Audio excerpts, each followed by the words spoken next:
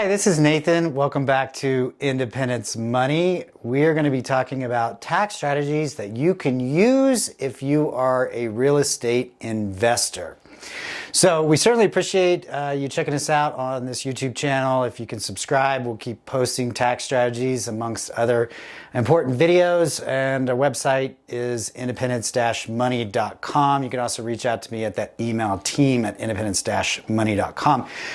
Again, my name is Nathan Wilson. I am a certified tax specialist. So my genre of services is in the proactive side of the tax code, meaning I fix problems while we're still in the calendar year before it closes out December 31st, because that limits what you can do. Your CPA can only do so much for your tax strategy in April because the history books are already closed as of December 31st. And I also work on future subsequent years, so protecting, income and assets from taxation, 10 years from now even. So this is for real estate investors. And this particular strategy, I like to use English when describing tax codes, so I call it accelerated depreciation. The tax code calls it cost segregation. So a little bit interchangeable. We're going to break that down. But if you're new or an existing real estate investor, there are two depreciation schedules. One is for residential property, and that's 27 and a half years. And then there's commercial, which is 39 years. Depreciation is a little bit of a mystery to me on how it was built into the tax code, but it's basically a deduction. So let's use that 27 and a half years. They cut the house purchase price up into equal installments of 27.5 years, and it becomes a deduction, usually against the income or the net income that real estate property is producing. The problem I have with real estate investors is the exit strategy. So that while you own the property, it feels good, right? You get to deduct property management. You get to deduct your insurance. You get to deduct any expenses or knick-knack repairs that you did, replacing a hot water tank or whatnot. And then after all of that, you have this depreciation. So it makes your net income artificially low, and therefore artificially low being taxed. Meanwhile, your appreciation, the value of the property, is going up, and you're not paying taxes on that because it's tax deferred. However, when you go to sell that property, all of that depreciation that you took all over years gets recaptured in a single year. So if you follow the math, the deduction is spread out over extended time period, 27 and a half years or 39 years respectively. You sell it, it all gets smashed back into a single year. So that could be several decades or a couple of decades where it hits all at one time, often resulting in bumping you into a higher tax bracket. So you have to have an exit strategy in mind. I'm going to get to that at the end. But let's start here with this cost segregation. So the idea here with real estate depreciation, I like to call it the bones of the house. So the foundation, right? What's holding up the walls, the bricks, the 2x4s, the roof trusses and roof joist, the roof decking, the plumbing, those things are just in the house. They're never going to leave. They're the bones. What's not the bones is if you were to gut that house back down to the walls. So you were to remove all the fixtures, all of the carpet. That is the stuff that's not the bones. So the IRS defaults by depreciating equally, let's use residential property, 27 and a half years, everything. But nobody, well, you may have a neighbor or a weird uncle, right, that has never remodeled their house. They still have the green shag carpet and the tan colored, toilets and light fixtures, sinks and tubs left over from the 70s, and maybe the little fuzzy wallpaper. But generally speaking, most normal Americans remodel, whether it's their house or an investment property house, the interior of the house, maybe every 10 years or so. So new carpet, new paint, even down to new light switches or electrical outlets, certainly new sinks, new countertops, new faucets, new fixtures. Those things tend to modernize a property, and on investment property tend to improve the rent. I mean, if you're going to go from carpet to hardwood floors, for example, that tends to improve the rent. And so investors typically do that. That stuff the point I'm making, does not last for 27 and a half years. So we can accelerate the depreciation into a 15-year category, a 10-year category, a 5-year category, or under our current tax laws through 2025, even accelerate that into a single year. So we're segregating those costs. That's what the cost segregation means, away from the bones of the property and accelerating those into a single depreciable year.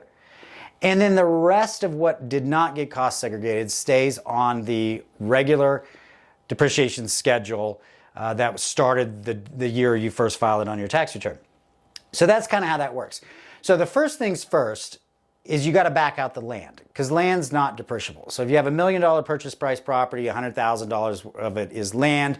We're now down to $900,000.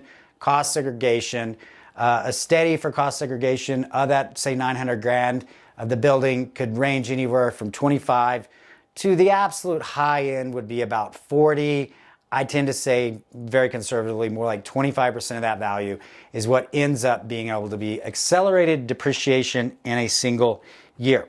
So how it begins, and this is generally how independence money works if you wanted to reach out to me and explore really any of the strategies we talk about on this channel, it begins with a complimentary call. Let me hear your story, let me hear your numbers, let me hear your math.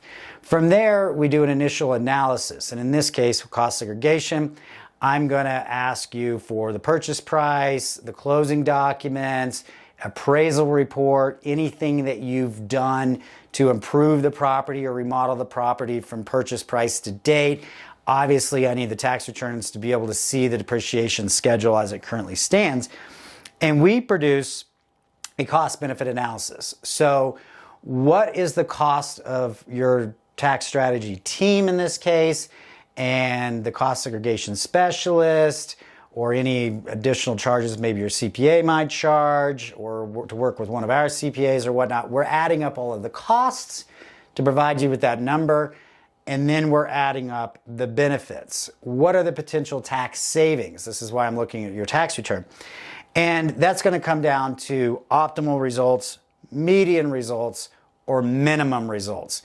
Obviously, if the cost of the steady equals the amount of money you're saving, you probably don't want to do that strategy. But if the cost of the steady is, just to use a number, $10 and you get $90 of tax savings, or however that works out, is kind of the idea. The idea is, for every dollar you pay in services, there's $6, $7, $8, $9 worth of tax savings, obviously times the value of the property, right? So, this could be, hundreds of thousands, who knows? So, here are some do's and don'ts with cost segregation.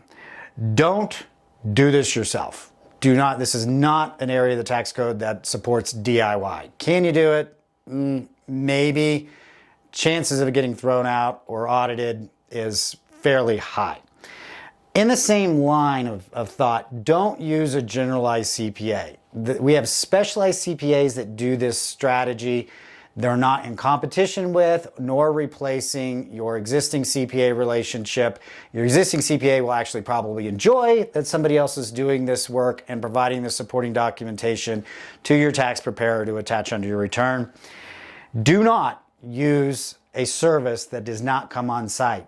Totally scary. Do not use a service that uses pictures from when it was listed on Zillow to do this steady. It's not going to fly with the IRS should they question it. Do not use a service that simply provides the tax forms that go with your tax return that does not also produce a report backing up the steady, their findings, the contact information of the specialized CPA that did that steady. A really good cost segregation specialist will also provide audit defense. Should the IRS ask questions about that, that person, for the fee you paid them, should be able to re-engage and work with the IRS to be able to provide any supporting documents to prove that they did this in compliance with the tax laws at the time. A few more don'ts here. Don't play that ace of spades too soon. because I like combo strategies. So for example, let's say you could cost segregate something this year and get that tax deduction, but you're also sitting on huge investment gains with something else, whether that be real estate or traditional investments like stocks or alternative investments like gold or silver. Again, not individual investment advice, talking about tax code here. If you're planning on selling something, maybe it's even your business, right? If you're planning on selling something that could produce a large capital gain in the future, save that cost segregation ace of spades to play during the same tax year that you can then use to offset that. That's called a combination strategy. Or another combo strategy would be to do a cost segregation, use those tax savings to convert a traditional IRA or 401k to a Roth, so that you're then protecting those assets from future taxation. These are the things that I love to do about my job because we do service clients here. And the last don't is don't have a plan, or don't go into this without a plan of your exit strategy. So don't ever get into anything without thinking about how you're going to get out of it, because again, you have that depreciation recapture tax. So on real estate, residential, if you depreciated a property over, say, 27 years on a 27 and a half year schedule, and then you sold it, right? All 27 years of that depreciation gets recaptured in a single year. With cost segregation, we're accelerating, let's say 25% of that into a single year. So maybe if you sold that, say, 5 years from now, you're going to have a greater recapture tax than if you didn't do the cost segregation steady. Now, granted, you also saved a bunch of money in taxes that hopefully you were smart with. But don't do this without a strategy to mitigate that recapture tax. That is an entirely different scope of work that I also provide. We have a capital gains, an unrealized capital